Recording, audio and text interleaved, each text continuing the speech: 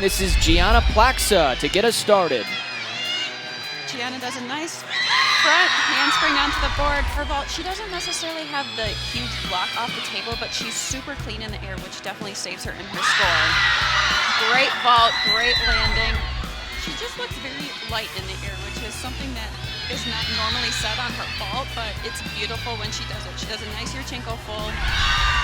She had a 9.8 at the Metroplex last week.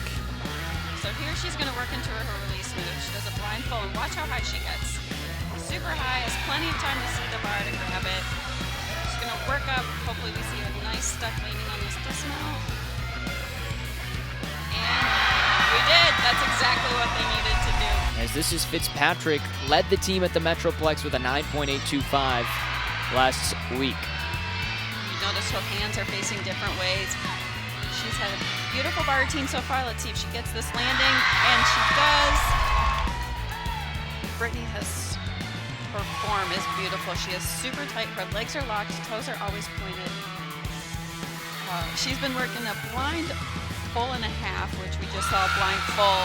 We're looking for a really good landing from Brittany, which I know she can do. She sticks these dismounts like all the time, which kind of talked about this earlier. This is one of their last meets where they can play around with lineup. We're used to seeing Shyla at the end, and they moved her to the front. They know Shyla can start off with a nice hit routine.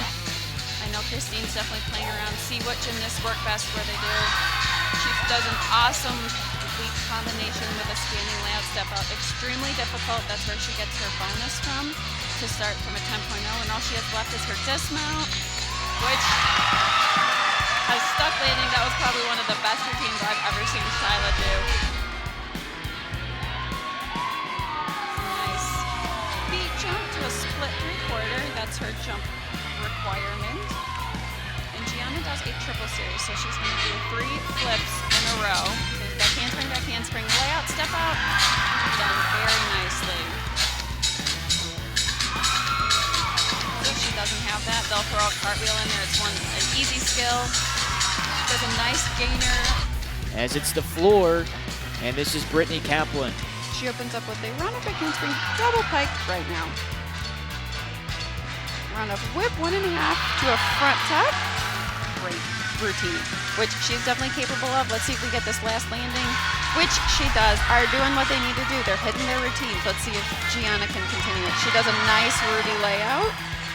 Gianna was just a floor specialist last year. She's turned into an all-arounder, but she's a front twister, but she does it very nicely. She's very clean on this event. She likes to show it off. She has fun out there. Let's see if we can see that last landing, which we do.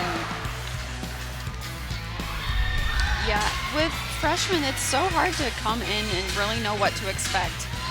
She does a nice triple full. They want them to be the best as they can.